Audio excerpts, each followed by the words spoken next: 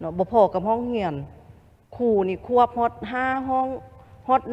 ควบ2ห้องนี่เป็นอันปกติควบ3ห้องนี่นโยบายได้อยู่ควบ4ห้อง5ห้องควบฮอด7ห้องคือข้าพเจ้าเสนอเมื่อวานนี่จะเฮ็ดแนวใดอันนี้อยากให้ซุ่มใส่ตัวนี้เนาะฉะนั้นอยู่ในนี่อยู่ในเวียกงานของเขตสังคมเพิ่นก็ได้เว้าแล้วว่าเลขที่ศูนย์เก่านี่นะและฉะนั้นอยากให้เบิ่งว่าพวกเฮาจะซุ่มใส่ตัวใดแท้อยู่ในนี้แล้วมันกว้างเนาะกว้างอยากให้ใส่เพราะว่าอยู่ในเดือนเก่านี่พวกเฮาจะได้เปิดสุกเรียนนักเรียนแล้วเวียกงานของเขตสังคมนี่อยากให้ใส่แจงเลยว่าจะซุ่มใส่นี่อันนึงนี่เสนอผู้แทนพวกเฮาประกอบมานี่สามารถสังรวมได้แล้วว่าพวกเฮามีปัญหานี่เรื่องการปะละนักเรียนเนาะอันซ่องมานี่เลยแม่นครูซ่อนเนาะบ่พอกับห้องเรียน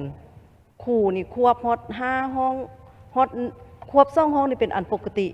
ควบ3ห้องนี่นโยบายได้อยู่ควบ4ห้อง5ห้องควบฮอด7ห้องคือข้าพเจ้าเสนอเมื่อวานนี่จะเฮ็ดแนวใดอันนี้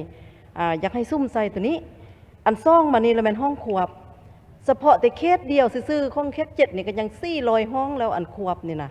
ฉะนั้นทั่วประเทศนี่มันมีจักห้องฉะนั้นบรรหาเข่งฮอนตัวนี้เลยอยากให้พวกเฮาใส่อยู่ในมตินี้ให้เพิ่นฮีบฮอนเนาะในการจัดตั้งปฏิบัติเนาะสบายดีท่านกำลังซอกดินอยู่แมนบอ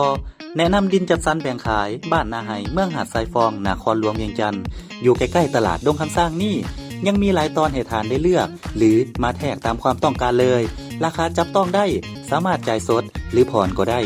ดินงามทำเลดีเขตชุมชนเส้นทางลักส่วนหลายเป็นคอนกรีตทั้งหมดไปวิทยาลัยดงคำสร้างตลาดขัวมิตรภาพลาวไทยก็สะดวกสบายเหมาะแก่การปลูกสร้างที่อยู่ห้องเซา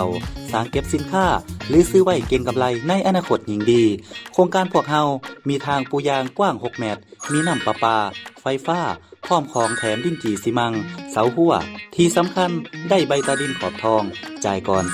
30% เข้ามาปลูกสร้างได้เลยสนใจสอบถามที่เบอร์